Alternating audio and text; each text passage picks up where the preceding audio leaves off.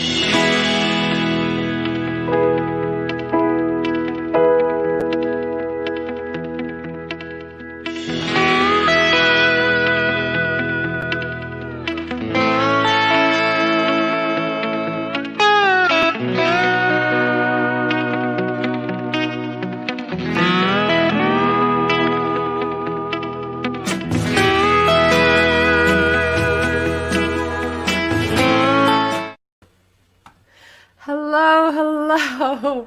Welcome to another episode of Tomes and Tunes. I am your host, Arielle Silver, and I am very happy to be here this week, mid-January. My gosh, what a world we're in.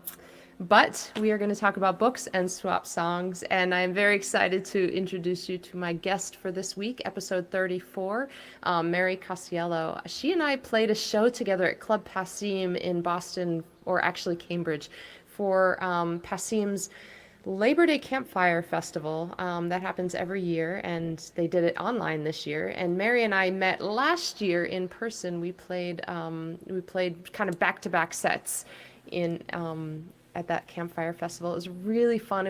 It was one of those days in Boston that just makes me want to move back. I am, of course, living in Los Angeles now, and it was just a perfect autumn day. In any case, fast forward, now we're in the time of COVID. I have been live streaming. Mary has been live streaming. She has a band called Three at Home, and she has a couple of ones at home as well, so we're going to talk about that a bit. Let me welcome in Mary. Hello. Hi, Mary. How are you? Oh, I know. How are any of us? I'm hanging in. How are you doing? I'm good. I'm so glad that we got this to work, this technology today. I know we had a couple of hiccups, but also just in general. It's, yes. With the technology, the world, wow. But I'm glad we finally, we had some serious sound check issues, which were 100% me, and that I haven't had in just months, and I just appreciate your patience so much. Well, so what was so surprising about your tech troubles today is that you've actually been live streaming both solo and also with your now Three at Home. Is that just a duo, or is there a third person in the band? It's just a duo. Okay. So my bandmate Dan Russo and I, we've been playing together for 4 or 5 years, something like that, and so we each have a spouse and 2 kids. So in the time before, when we would go out and play a show, we would have 3 at home. So it is an homage to our families. And Aww. 6 at home, just everybody already thinks we're married with 2 kids, so that just sounds like we're married with a lot of kids. Yeah, well, when I first met you, I thought you two were partners and that you had 3 children at home. So this is nice to actually understand a little bit more about where the name came from. So you both have 3 others at home in your respective homes. Yes, so that's right. You and Dan have been, you've been performing together during this time, right? Live streaming, but in the same space, right? Or just side by side? I can't remember now. So we've, ever since the start of things, when things shut down around here in mid-March, we started doing a weekly cover show called Spot a Friday, and we would post. We would each do 5 or 6 songs on a theme, and then post a corresponding, the originals, on a Spotify playlist the following week. Oh. And so we've mostly been doing that from our respective homes. One of us will go live, and then the other one will go live on our page, which has been pretty cool. We kind of have a pretty solid crew that shows up every week now, which is really wonderful.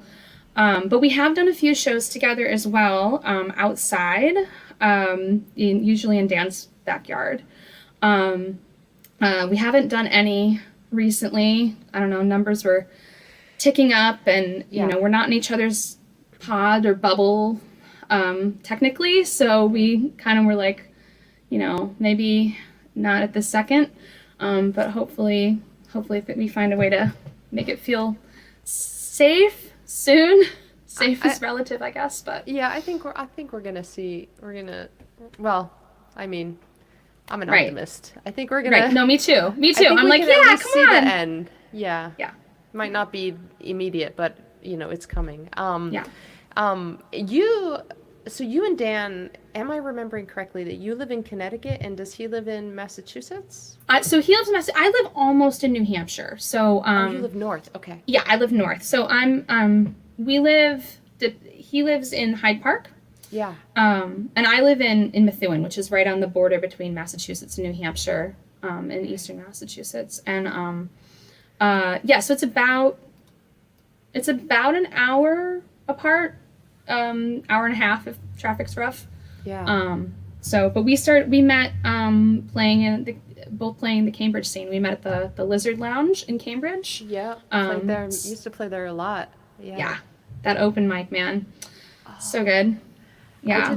I had my album release for my third album was at the Lizard Lounge. And, Oh, that's so fun. I just remember really great times there, going there both to listen to music and to play music. Yeah, I didn't realize they had an open mic there though. Oh yeah. Is Oh that my goodness. new, or maybe I just No. Well, I mean, right now it's obviously on hiatus, Yeah. but Tom Bianchi, who did a lot of booking, he does a lot of booking at the Burn in Somerville. Yeah. Uh-oh, did we freeze you? Do we have you, Mary? And then another local musician, George Woods, took it over in the last few years. And there's such a community there. The caliber of musicians who come through there is always really solid. It's a listening room, and Yeah. there's been a really strict culture around that, and a lot of like, if things are getting too rowdy, too noisy, like bringing it down. We're here to listen. We're here to respect, and like even when someone's up there and they're like having a hard time, like everyone's in their corner, it's just such a great space, and I've met so many wonderful musicians through that space. So Cambridge is awesome. Right? I moved away in 2006, so it's been a really long time since I've been there. But you're taking me back. It's got a really supportive songwriter community, and I didn't know about the Lizard Lounge open mics, but I'm now that you're saying years- it, I think it started in like '07, so that would Okay. make sense. Okay. Yeah. But yeah, just all of the open mics around town, and also even the nights that weren't open mics that were just showcase nights, and Toad played there pretty much every 6 weeks or so, and I heard that the Cantab has just closed down. Yeah, unfortunately, Kendall like a lot of Cafe places closed a long time ago. Yeah. Yeah. Cantab suffered for the pandemic, I think, as well as so many other great venues, unfortunately. But yeah, and I'm really impressed with, speaking of that whole scene, I'm really impressed with what Club Passim has been doing during this time. They've really been a really wonderful continued to be a wonderful hub for singer-songwriters and music and community and all of that stuff. I catch their shows a lot. It's really wonderful. Dan and I got to play a couple of the, like we pre-recorded for it, but we've played a couple of the tribute nights they've done recently, and I think I hopped on their open mic once or twice, maybe. Yeah. Haven't gotten to do it as much yet, but they're doing an amazing job at that, and Abby are crushing it. So speaking of being a songwriter and also songwriter in the time of COVID, you're also a mother. You have a couple of kids, and how old are they? They're almost 9 and 6. Okay, I'm really interested lately. Last week, my guest Maya Rogers is a new mother, and I mean, par for the course, a lot of people are parents, but but it's something that I feel like is not talked about a lot from the stage or in these kinds of conversations, and I'm really interested in hearing more stories about particularly women and navigating parenthood and artistry. And it's not easy when you have to drive to gigs in normal times, or making time to write while also being a mom and all of that stuff. I'm curious if you have any thoughts that you care to share about that.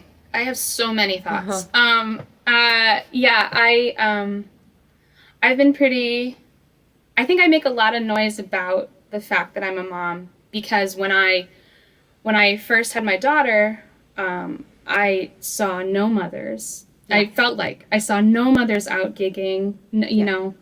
That's why I'm interested in this question, because I feel like the music industry is heavily weighted toward the radio stations and publicity in general. Traditionally has been really weighted toward men, although of course, you know, you could name a lot of women, but it, you know, just statistically there's a gender disparity. Yes. And I think that this is not the only reason for it, but I think that this is one of the reasons for it. I think it's a factor. Yeah. I think it's a factor, and I think it's a couple of things. I mean, certainly in new motherhood, and I experienced this directly, the sheer exhaustion is challenging, and it's certainly understandable that some women might be like, I'm going to take a step back. But I was not young, but I was younger maybe than, I had kids a little bit younger than maybe some of my peers. And, you know, so I felt like I was just getting started here. I don't want to, I want to do both. And I, you know, especially after I had my daughter, I felt like I didn't want her to feel like she was going to come to some place where she was going to have to choose, because there does still seem to be this pressure of like, you have to pick one. I feel like there's some, I wouldn't say direct, but some implicit messaging about, I certainly experienced some at least implicit messaging about like maybe going out to these bars and stuff was not what a mother would do. Going to play these gigs, and you know, and then also, you know, just like, because I'm very present to my kids during the day, but I also would go to these mom groups with women who were primarily their vision for their life was more focused on like staying at home with their kids. And I was like, I'm not really a stay-at-home mom. I'm just like, I am at home during the day, and then I'm gone at night. And you know, I think part of why I did find a few strong examples, that Kim Jennings, I don't know if you know her, but she's based in Central Mass, and I think she's been a little quieter on the music scene these last few years, but I reached out to her and was like, because she was a mom and she was out playing, and I was like, how are you doing this? And I reached out to Lisa Bastoni. She was on the show a couple of weeks ago. Yeah, she's incredible, and her kids are roughly the same age as mine. And you know, like, how are you doing this? Just trying to sort of sort through and like find, because I couldn't, you know, I think we are given certain archetypes of motherhood and parenthood, and most of them don't look like the way I'm doing things, apart from just trying to be as like loving and present to my kids as I can be, you know, which is I think any parent's goal. Well, since you're in a band with Dan, who's a dad, and he also has two kids, so you might say that you two are sort of parallel, but do you notice some differences because of gender? That's an interesting question. Or the roles in your households? It's something we talk about. I also feel like Dan is very, he's very present to his kids and wants to be, and you know, one of the things that I've had the most difficulty with, usually in, you know, not pandemic times, we might practice at respective houses, right?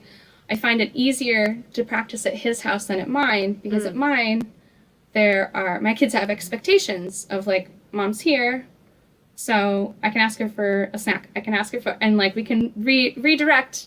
No, not right now.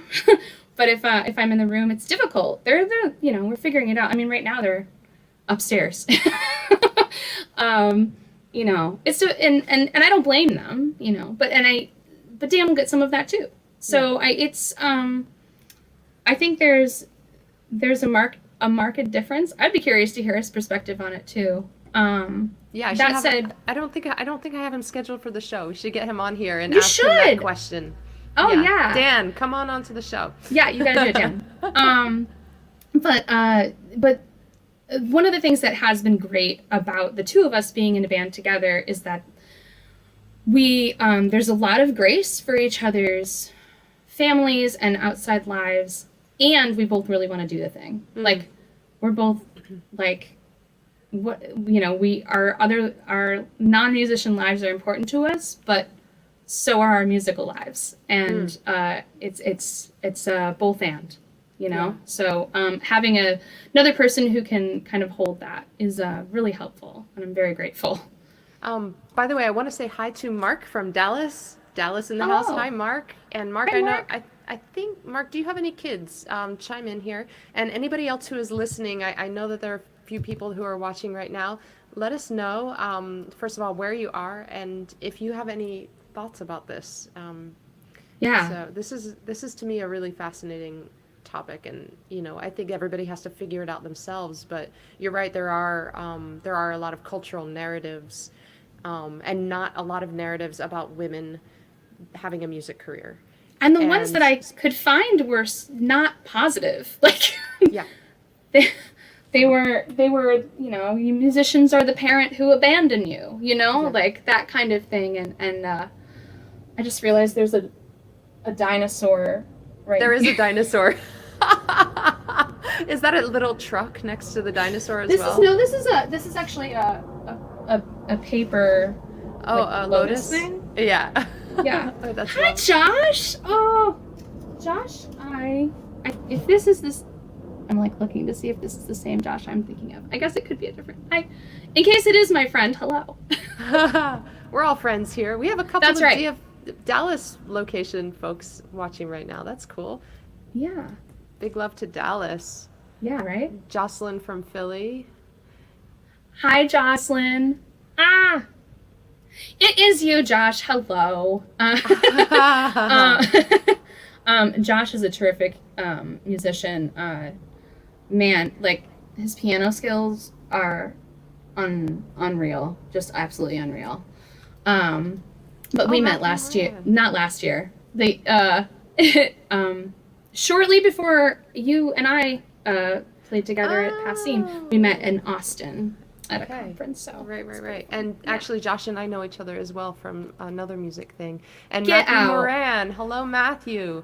Matthew says, let's see here. I'm just going to share that. My youngest came to live with me at 13, full time, and we moved to downtown. Oh, is that Laksa?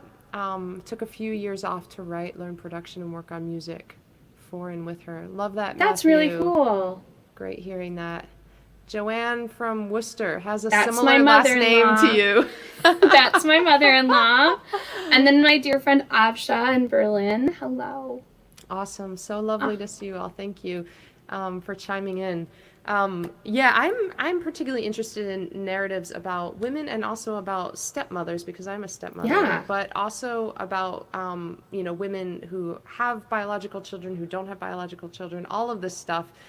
Just being a woman in society. And I'm also really interested in, and I think this plays into the music career as well, the road trip narrative for women. I realized that when I was touring across the country with my band in a van, we were not based anywhere at that time. We were just literally in a different town every night. It felt very, for me, I felt very vulnerable. There were a lot of things going on, but it was years later that I really started thinking about the road trip narrative and how the road trip for men and the road trip for women end very differently. The road trip for men, it's an adventure. They're out in a world of discovery and, all kinds of things. They have adventures. It's like the adventure trip. And for women, the trip either ends with them being, having some violent crime committed against them, or they drive off the cliff with their best friend, right? Like they don't live to the end. Yeah. That's the thing, Yeah. is the women in the road trip narratives, they don't make it to the end of the road trip, whereas the men get to the end and they have a wonderful life. And I think that narrative is not talked about in this touring independent singer-songwriter world, but I think that it's there in the back of our minds because we see these movies, we read these books. Right. And it sinks in. It sinks in on some level, and these all of these narratives and archetypes are so valuable and important. I mean, to us forming like what we, on some level, what we inherently think we can or can't do. Right, exactly. Like, yeah. Yeah. I know I had wanted to, I've one musician I've looked to a lot, in terms of touring and like all of that is Brandy Carlisle. Right. Like Also a mother. following her on Right. Instagram in particular, and just watching like her and her wife and two kids and their like band family, and like how they've moved through, like, as she's transitioned to parenthood and like all of that. It just really speaks to me a lot. Like, okay, that makes sense. That picture makes sense to me.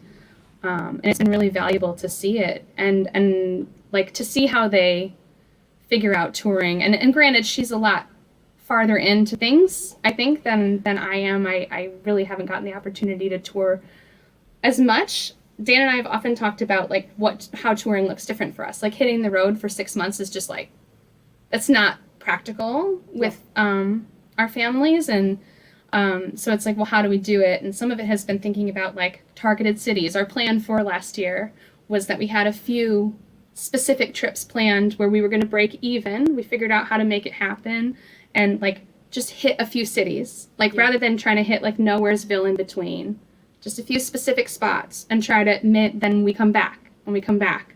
And like that felt more sustainable with our family lives and everything. So Shane Alexander, who produced my latest album, he was a guest on this show. I think it was episode 8, if I remember correctly. And he every year, not this past year, but every year tours Europe. He goes over to Germany and the Netherlands, and I want to say he spends a good few weeks there. I'm not sure how long, maybe up to a month, but I don't think longer than that. And then he comes back home.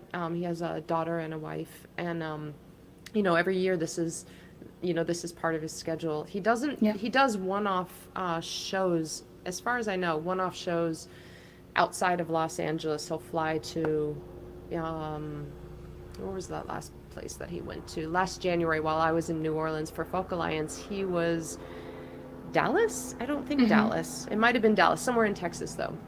And it was just, I think, a 1 or 2 night thing, and then he flew back to LA. So that, that's another model of, someone else who's a parent, but, it's not a bad plan. I wouldn't mind maybe doing something like that, probably when my kids are a little bigger. But here, I'll share that one. Josh says, yes. The chicks were all moms on the big tour when they were getting death threats, but they got bigger after that, following that album. So the Chicks, obviously formerly known as the Dixie Chicks. Right. Right. And that was, he's referencing that time when, 2003, 2004, around then? I think that was the year they were in Europe, and they were critical of the president at the time. Yes. George W. Bush. Yes. Let's see here. And Matthew says, oh my gosh, you guys are amazing. My oldest daughter took a solo trip to Australia for 3+ months when she was 18, and currently is a professional climber in Oregon. I hope as her father, I gave her the same message I gave all my children, to chase their dreams and live bravely. This tempered with the very real danger women face that men just do not. So teaching her to have a friend co-adventure when possible. Keep your eyes open and be aware. As they say, trust in God, but tether your horse, right? Yeah, and have a badass dog. That helps. That helps. This is a fantastic conversation, but I want to always be mindful of the theme of the show, which is books and music. So I'm curious, juggling motherhood and music and everything else. Have you had time to read during this time? Or do you like to read? What kinds of things do you read in general? So I do like to read. I have found because I have ADHD and because I am not a strong visual learner, I kind of have to go through phases with it. Audiobooks usually land a little bit better for me. But I have been picking up more like actual books and finding ways to read a little. And honestly, only in maybe the past couple of months, which I was like, yes, this is great. I actually have a book to talk about. Most of it, I've spent a lot of this pandemic like healing trauma. That's been a big piece for me, and a lot of the things I've been reading have kind of been related to that. But one of the things I just started reading is this Burnout. A secret to unlocking the stress cycle, Burnout. Mm-hmm. Who is the author? So the authors are Emily and Amelia Nagoski. They're a couple of twin sisters. One of them is a musician and a conductor and like does like choral stuff, professor. The other has a PhD. Oh my goodness, it's like slipping me what she does. It's related to psychology. But one of the things that they, I heard them interviewed on Brene Brown's podcast, mm-hmm. Unlocking Us.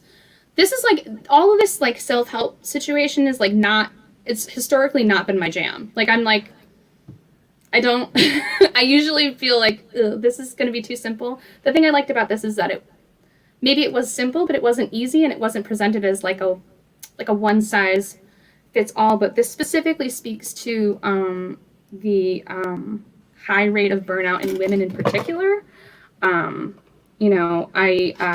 And like why it might be so much higher. And one of the things that they're addressing is like we sometimes think we can just address a stressor and that should address the stress, but like how stress lives in our body is different and than like the stressor itself. There could be environmental factors, but like you could there are like actual like biological reasons why you might still feel stressed out. So one of the things I was trying to pull out a passage that sort of speaks to that, and they give like one. I'm sure nobody here can relate to being stressed ever, right? No, who would be stressed right now? Everybody's super calm right now. Oh my goodness, let me pull this out. Okay, so they were in the example they had given. Let's say you're out in the world and like you're living in a place where you might encounter a lion and need to run away from a lion. This is how a lot of our stress system is developed. So here comes the lion. You're flooded with stress response. What do? You run. You see this complex multi-system response has one primary goal: to move oxygen and fuel to your muscles in anticipation of the need to escape. So there are only two possible outcomes. Either you get eaten by the lion, or else you escape. You survive. You run back to your village, the lion chasing you all the while, and you shout for help. Everyone comes out and helps you slaughter the lion. You're saved. Yay! You love your friends and family. You're grateful to be alive. The sun seems to shine more brightly as you relax into the certain knowledge that your body is a safe place to be. Together, the village cooks a lot of the lion and shares a communal feast, and then you all bury the parts you can't use in an honoring ceremony. Hand in hand with the people you love, you take a deep, relaxing breath and give thanks to the lion for its sacrifice. Stress response cycle complete, and we all live happily ever after. But the problem is that, like, there are a lot of circumstances in our world where we don't get the opportunity to complete that cycle, to, like, get to that place, especially if you're in constant stress. You don't get to the place where you, like, can relax and be with people and feel calm and at ease. So they offer a bunch of ideas for, like, how to complete that cycle, which are things like exercise and things like getting a hug and like clenching every muscle in your body and then letting it go and having a good cry. And it's not like doesn't always have like logic to it or like make sense. But so that's what I've been reading. I love it. I love it. I hadn't heard about that book before, and besides music, my life is kind of professionally circling around three suns. I have Yes. a solar system for me, and one of those systems that really makes the whole thing work is that I am a yoga teacher, and Yeah. I launched an online yoga studio with my sweetheart this fall, in the time of COVID, and so I mean, for me, the fascinating part about yoga is not the physical exercise, although I love that part as well, but it's like, that exercise part is not yoga. It's just a yoga Mm-hmm. practice, and Mm-hmm. all of it is to help, quiet the mind, quiet the stress nervous system. Take us Yep. out of that fight, flight, or freeze, Yes. Yes. scenario. So I love that idea, that concept of that book, and yeah, I think you would dig it. yeah, I think this does not feel like a self-help book to me. It's just been an interesting read and also addresses the very real things. One of the things that appealed to me about it is I think sometimes self-help books are very individualistic in their approach, in that, like, as an individual you can operate as a completely separate entity from the rest of the world and like completely rise above, and like nothing's going to stand in your way, and like the thing that they speak to is like, no, there are like real factors, whether it be gender or race or disability or sexual orientation, other things that can get in the way of your ability to access these things. And we all need community. Like, oh, we for need sure. that. That's something you can like turn off or like rise above or get better than. And both of those things spoke to me a lot in Yeah, my experience. So that was why I was like, I think I'm going to get this book. I think this sounds good. yeah.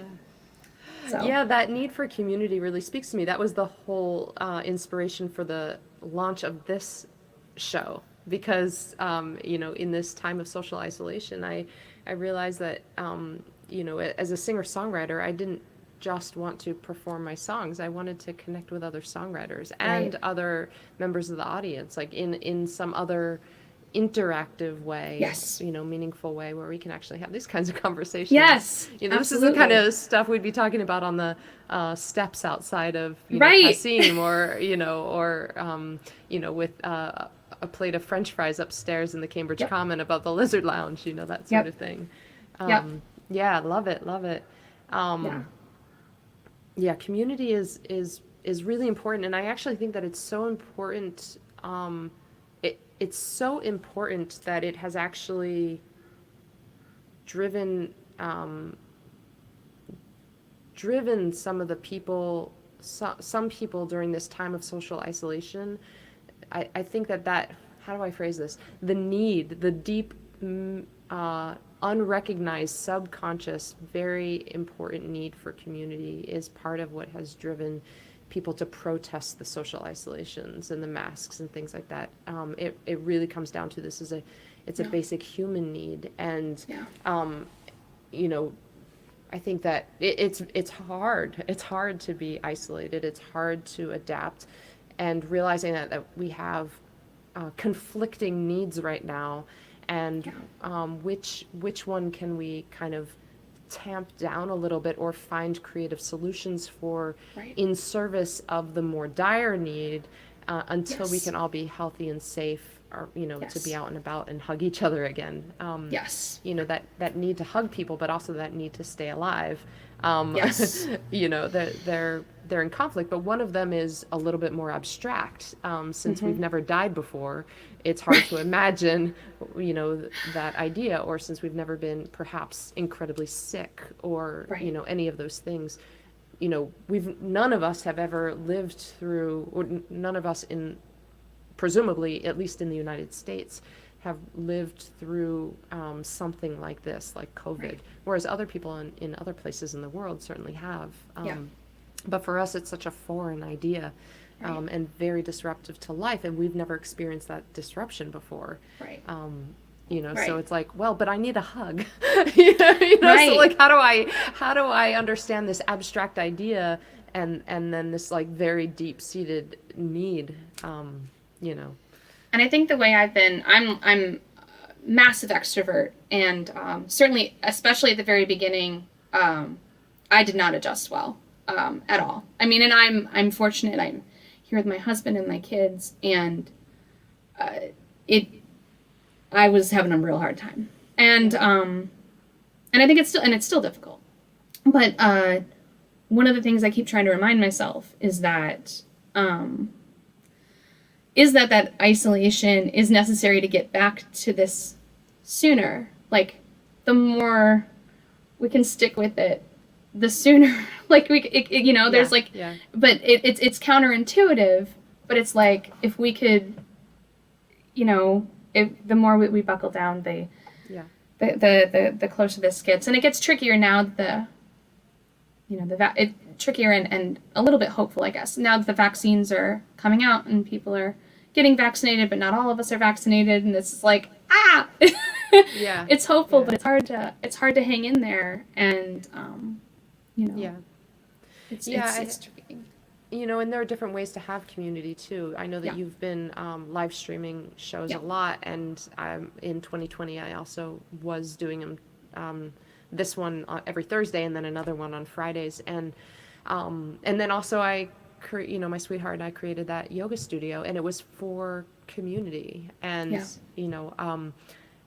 those are all ways to create community, and yet it's still not being in the same room with people, Right. So it's like, creative solutions. And I think you said it right. When you said a word, and I forget what you said, but I thought hunker down when you said, that's more or less what I said. yeah. And, and also, I was thinking the other day, to kind of go back to the idea of motherhood, women go through labor and give birth. Not all women, but a lot of women through all of time, right, have gone through very hard times in service of something else, and just like understanding that there's a finite amount of time that is incredibly uncomfortable and maybe even strikingly painful, and still to understand that that's just something like a time period that you have to get through, and there's something else on the other side of it, and this time period is a sustained, very long held discomfort. But yes, I was finding once the year flipped over, I had been feeling more hopeful, and then I lost a little of it again, because it was like, because on some why, like, because less there was than a coup? Right, well, maybe that. I don't know why. I don't know why I would be feeling so nervous, but keep reading that book about stress. Right. No, but it was that, and then it was like, still just feeling like I don't have an end point to anchor to. I have a rough, maybe kind of guess, and then I'm like, but I've had, there's some like almost like less than rational part of me that's being like, okay, we've been here. This is where we live now. Like, we've been here. This, and I can speak to it all day long, but it's still like, we're still here though. So I don't know. Like, well, I think that this, going back to that idea of cultural narratives, I think that this, for me at least, is where Joseph Campbell's exploration of the hero's journey is helpful, where all cultures across all time, across the world, have narratives that follow a similar structure, and the hero's journey is what he called it. And we are, it's a 12-step journey, essentially, and we're in step, if you were to map this time against the hero's journey, you could say that we're in step 9. You never exactly know, because you don't know when the end credits roll. Right. This feels like Heartbreak Hill. This is what it feels like. Right. For those who have run the Boston Marathon. Yeah. Or Frodo returning from, returning home. But there's a whole, I don't know how much of the third movie takes place regarding his journey back home, but it's, once he throws the ring into the fire, he's there, in the still stranded on this like rock in the middle of a lava field. Like, he's nowhere near home anymore. Like, everything is still dire and dark and painted in shadowy colors, and he still has, there's still a big part of the journey afterwards. But you're right, when the year turned over, there was this feeling, that, and also with the vaccine, it was like the vaccine, the well, we'll see how politics plays out, but just a number of things kind of another happening thing at the same time where it's like, I feel uncomfortable. Like, yeah. Yep. Well, speaking of I was just going to ask you, what are you reading? speaking of good times, I'm actually reading right now. I'm reading two books right now. I'm always reading a few books actually at the same time, but the main books I'm reading are When Women Were Birds by Terry Tempest Williams. I shared a little bit of this last week. And then I'm also reading Colson Whitehead's The Underground Railroad. That one I'm doing on audiobook, and it's so heart-wrenchingly and beautifully written that I wish I had. I might actually buy the hard copy of it. And it could be, I would love to share pieces of that in this show. Yeah. But I am going to share, this is a book I've read a few times. Anthony Doerr's All the Light We Cannot See won the Pulitzer Prize. And, it wasn't really. There we go. And I'm sure it's been optioned for film. It's gorgeous from a writerly standpoint and from a story standpoint. Have you read this book? I have not. The title's familiar, but I haven't read it. It braids two stories. One story is of a French girl who's blind, and one is of a German boy who is fascinated by radios. And this takes place during the Nazi occupation of Germany and Europe, and into the invasion of France. And so their two lives converge at some point in time, but each chapter pretty much alternates back and forth between the two of them. And I thought I would, just before this show today, I opened up this book. I was like, I just feel like this is what I need to kind of share a little bit of. Put my glasses on for this one.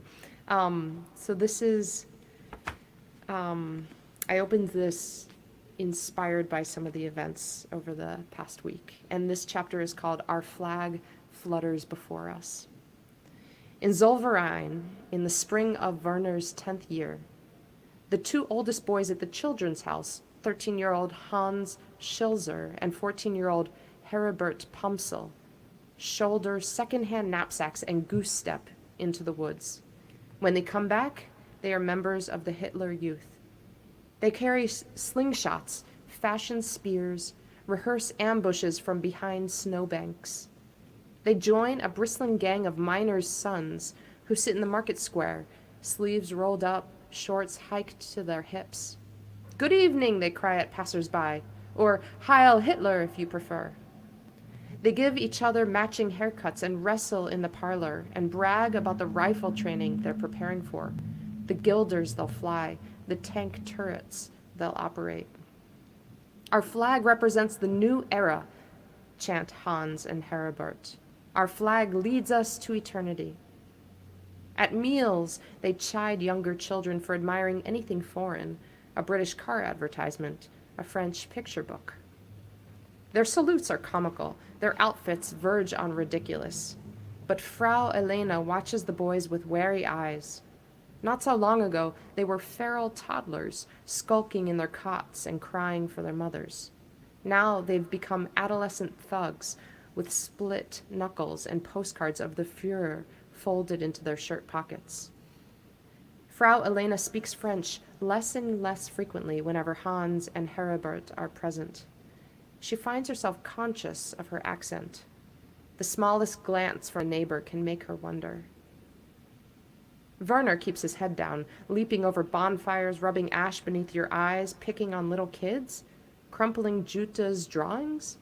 Far better, he decides, to keep one's presence small, inconspicuous. Werner has been reading the popular science magazines in the drugstore.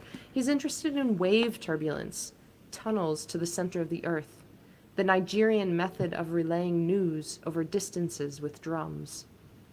He buys a notebook and draws up plans for cloud chambers, ion detectors, X-ray goggles. What about a little motor attached to the cradles to rock the babies to sleep? How about springs stretched along the axles of his wagon to help him pull it up hills? An official from the labor ministry visits Children's House to speak about work opportunities at the mines.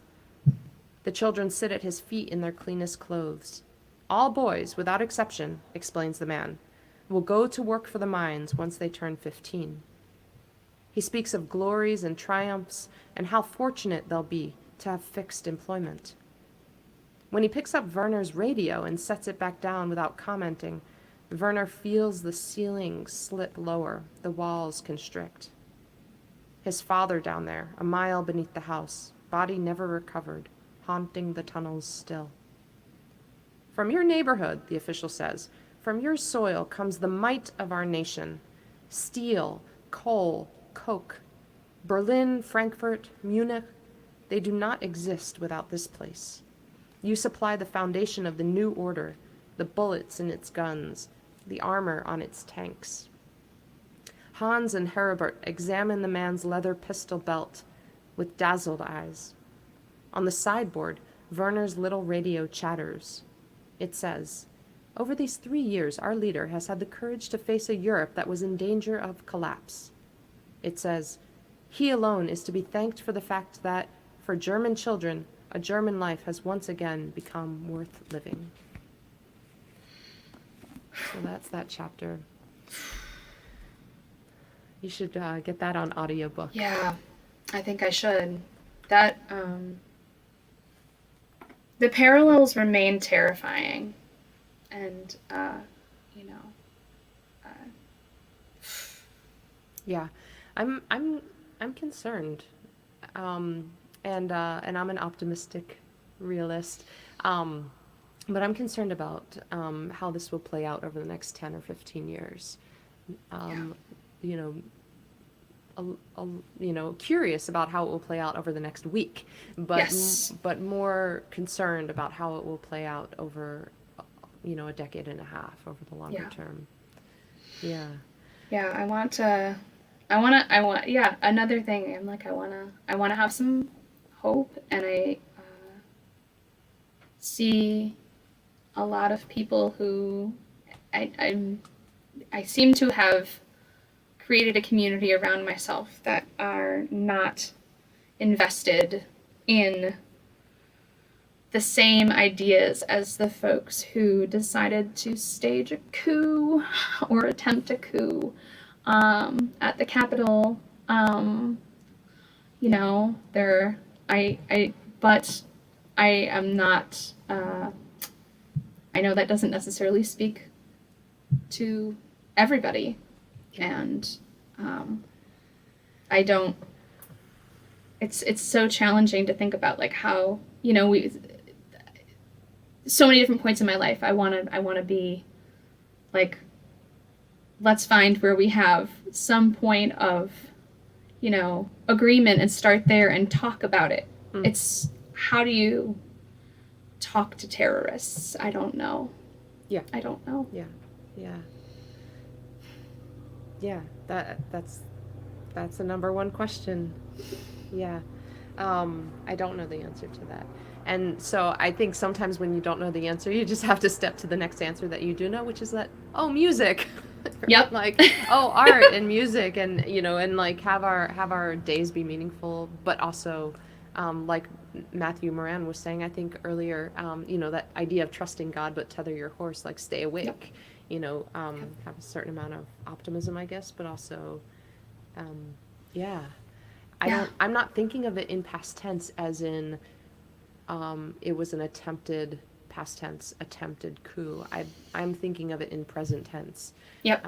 It is a currently ongoing attempt that was one piece of it, like Spoiled. the iceberg, one Yeah. piece of it came above ground in that way, but yeah. No, I don't think you're wrong. I don't think Yeah. you're wrong, and you're right. We have to. It's not. Yeah, we have to stay awake. Yeah. Yeah, and in a drastic pivot, shall we say, also that we have to play music, and so We do. Would you play music for us, Mary? I would be happy to. But thank you. I mean, it's good to have all of these important beautiful conversations about everything that's happening Yeah. in our world. And thank you for making space and time to do it. Thank you. Yeah. So yeah, hard pivot.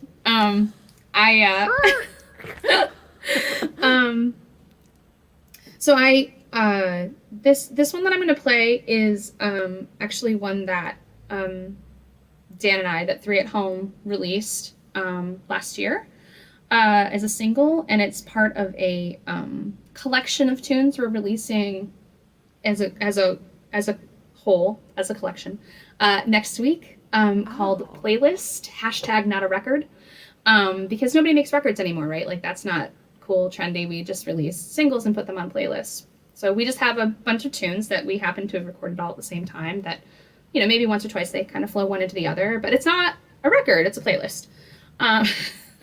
So that's our snarky commentary. But this is one of the singles off of it, and it's a song I wrote like ages and ages ago.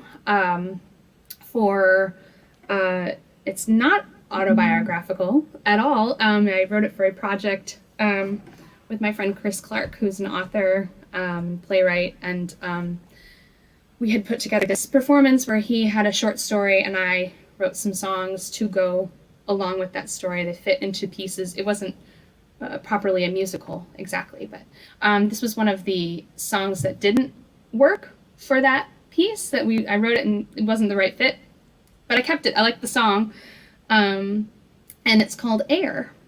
Okay. And this version is obviously going to be a lot more stripped down. The version we have for Three at Home, for those of you who don't know, we're pretty noisy. And even when it's just two of us, when it's a full band, definitely quite noisy. There's a really great guitar solo on the track. And it's up on all the streaming platforms now if you want to check it out. But, So it's out now. It's out now. The single's out now. The rest of the tunes, we released a few singles last year, and the rest of the tunes are coming out next week. Okay. Next Thursday, the 21st. There we go. I should say the date. That's really important to promote these things. All right. Anyway, this one's called Air.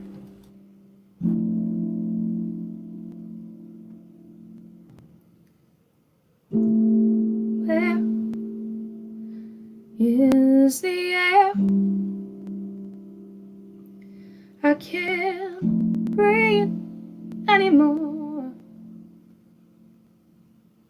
My voice is so weak, I can't speak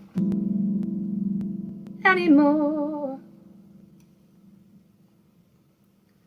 What are the words? What will open the door? What will open your eyes? You can't see anymore. Once long ago, did you know? Did you know? One perfect phrase might help you remember.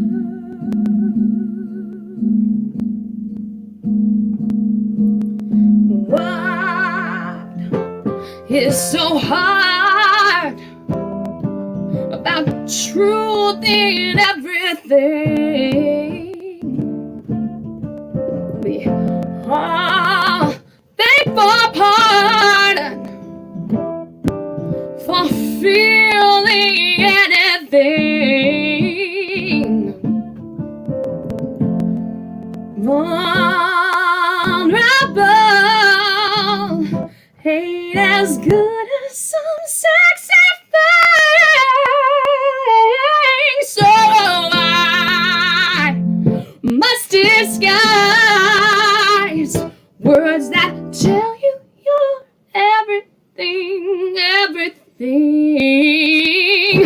Once long ago,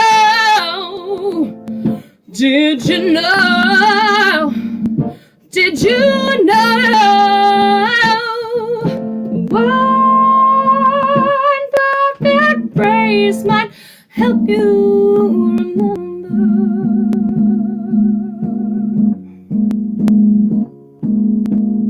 Plug the power in, amplify my thoughts up above the din of all this idle talk.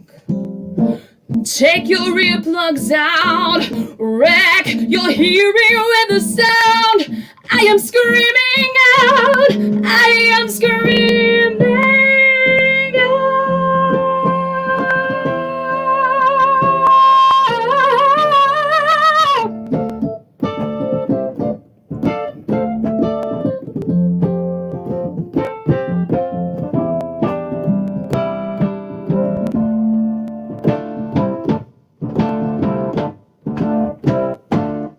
Once long ago, did you know? Did you know? One perfect phrase might help you remember.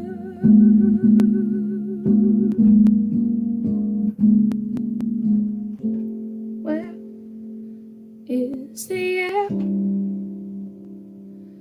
I can't breathe anymore. Where is the air? I can't breathe.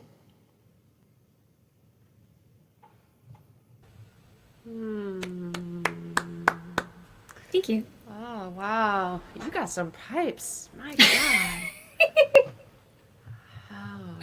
And not just pipes, though. I mean, the dynamics from the beginning to the middle to the end of that song, you really, take us on a journey there just with the dynamics. Thank you. Thank you. Yeah. I'm so intrigued now to read the short story that inspired this this song. Is this song called Where's the Air or just Air? Air. Okay. It ended up, it's, I've got it copyrighted and I'm still like, is that the title? But everybody seems to think it is, so I'm like, okay, all right, it's the title, sure. The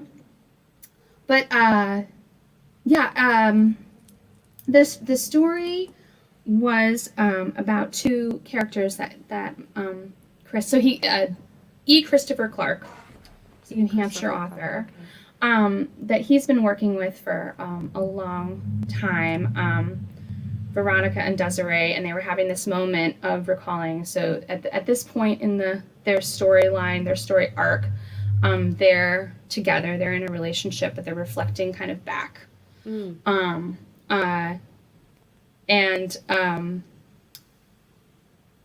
was the song I was meant to write was the song that Veronica was supposed to have written, and she thought it was like not that great. And Desiree thought it was wonderful, and it had been like from high school or something. And Veronica's like, that thing? Like, why do you like that? So that was supposed to kind of go along with it, and it just didn't end up working for like that moment. But it was a similar sort of just like, before they were together, and like what it felt like to be like, is this gonna happen? I don't know. Do you even get what I'm trying to tell you, that I'm like here for it, and are you even into that? I don't know. Well, it's a great song. I'm glad that even though it didn't end up being part of that project, it's awesome. So great. Thank you. Yeah, it's ending up on a playlist, not an album, but a playlist. Exactly. I'm happy, and I'm happy I got to record it too, because the recording it's everything I could hear in my head, but like couldn't reproduce myself. And I've had this song kicking around for, probably like 8 years or so. And so I brought it into the band. I brought it into Three at Home. And Dan does these great harmonies on it. When we're doing it live, he does like a whole 1, 2, 3, snap, 2, 3, 1, gets everybody snapping. So like, that's always fun. So there's the full band version though. There's this epic guitar solo in the middle, and I'm really happy with how it turned out. So Awesome. Yeah. So next week, the full playlist is out on Thursday. That's right. Are people going to be able to find it everywhere? Yeah, All the- Spotify, Apple Music, okay. Napster. Napster's It's still there. a thing. Tidal, like all the places. Yeah. So apparently, Napster has the best streaming playouts of any of the streaming services, which I find completely ironic. But That is interesting. isn't that it? Now I'm going to have. Now you're going to send me down a research rabbit hole. Same. Yeah. No. I know. I'm like I need to. Maybe I need to sign up for Napster. Like. That is so funny. Isn't that funny? Thinking about the journey Napster's been on. Napster was the one that put us down this hole. I'm saying, right? Yeah, but it would have It's like, happened. It's like, easy to kind of point fingers at Napster, but I feel like technology was just at that point. It was. Yes. If it didn't happen with something called Napster, it would have happened with something called, something else, Buster, Right. whatever. Yep. I agree. I realized I haven't I played today, but I just remembered that I have not yet tuned my guitar today. That's okay. It's that's the the full thing. experience. I That's like the thing that. about piano playing. You don't have to, It is in tune. That is a Right? nice thing. especially when it's a keyboard. Yep. So we'll close out with this. This has been a great conversation, Mary, and we'll just close out with this song. This is a song from the album that I put out this summer. The song is called "Only Forever." It's about loss. I say that with a smile on my face. I don't know why. A very tender song.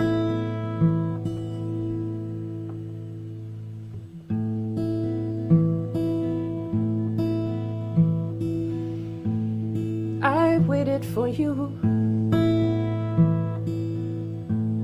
I waited for you a long time. Stood outside the schoolyard, the swings twisting in the wind.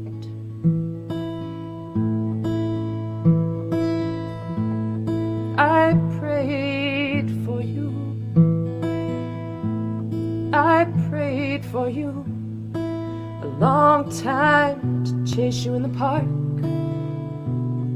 Try to catch you in a sprint.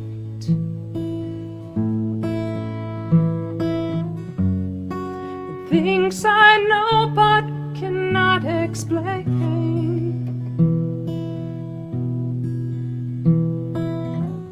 How life is measured by what you lose and what you gain.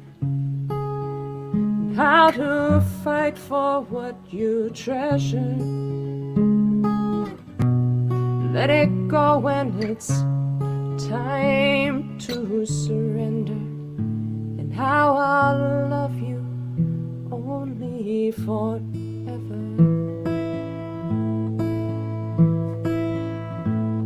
You came to me. You grew up tall and gangly. I taught you how to swim. I taught you everything I know.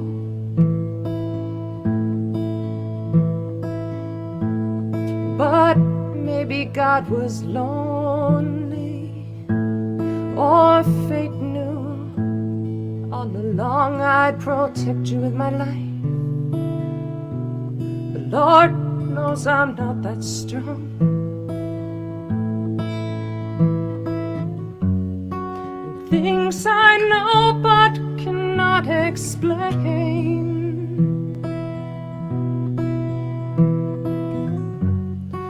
Life is measured by what you lose and what you gain.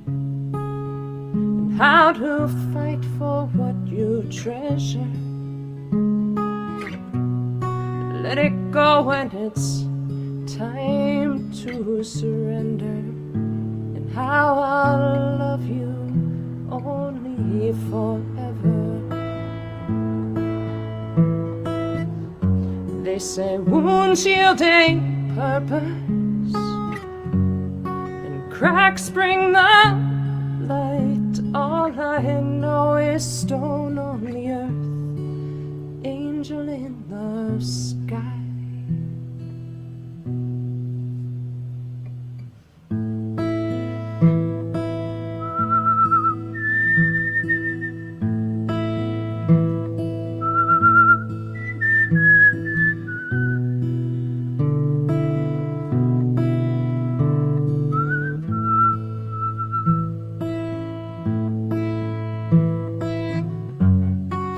Things I know but cannot explain.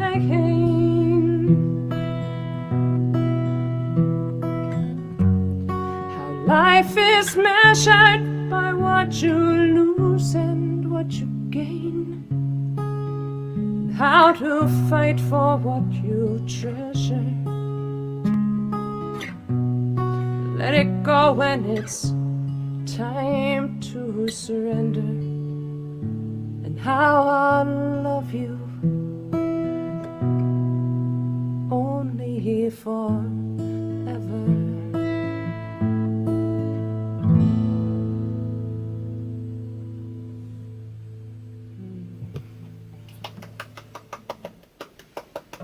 Thank you. Oh, that's gorgeous. Thank you. That's absolutely gorgeous. I think I've heard you play it before. I think I probably played it at that Passim show. I think at. so. It's spectacular and really poignant, and especially in a year where so many people, a lot of loss. Yeah, a lot of loss this year. Yeah, you know, it's I feel like we need both kinds of songs. Like we need the kind that is optimistic and happy and joyous, and that helps lift our spirits. And then we also need, and not just music, but art in general. And then we also need the kind of cathartic stuff that reflects the other thing that we feel, you know, not to deny the sadness, you know, but to not dwell in it all the time, you know, but also not to deny the sadness and only, you know, be joyous. So you gotta move through the sadness, but you have to move through it. Yeah. Like you can't just bypass it.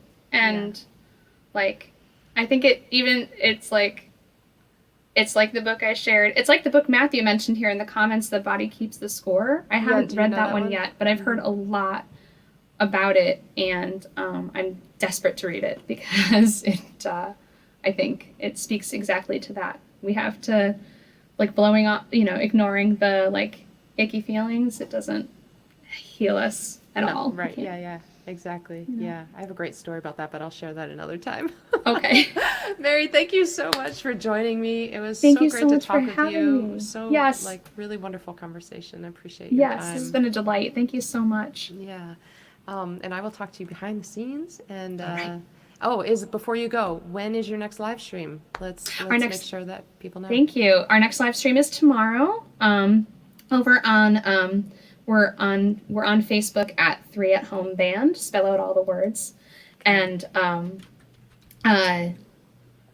was going to try to type it in here, but let's see. I'm doing like every typo possible. 3 at Home Band. Mm-hmm. And we have a so it's Spot a Friday, just like we do every Friday. It's at 6 p.m. Eastern, so I guess that would be 3 p.m. Pacific. Yes, and this week's theme is new, so that means songs with the title with new in the title, or bands with new in the title, or something that feels right for that theme. Got a bunch of suggestions and some good ideas, so it'll be fun. So yeah, we'll go live at 6 p.m. or 3 p.m. depending on which coast you're on. Awesome. Cool. 3 p.m. my time, 6 p.m. your time, and looking forward to it. Awesome. Thank you so much, and good luck next week for your official launch of your playlist. Thank you. Very excited. And thank you all for joining me and joining Mary for this episode of Tomes and Tunes. I go live every Thursday at the same time, live on Facebook and on YouTube. The YouTube broadcast address stays the same, found.ee/TomesAndTunes. and Facebook always on my page and shared to whoever's the guest that week. Next week, we have Zachary Provost. He is a Los Angeles songwriter. I'm very excited to bring him onto the show next week. And the week after that, Cynthia Brando. And we got bookings all the way through the spring, and just having a great time with it. So hope to see you. My next full show as a songwriter is on January 25th, which is on a Monday, and it's actually during the day. It's going to be an early gig during daylight hours, no matter what coast you're on. And it's through ASCAP Road Nation. So I'll have more information about that as it gets a little closer, but just putting the little bug in your ear if you're around. Until we meet again, thank you so much for being here, and be safe, stay sound. Bye.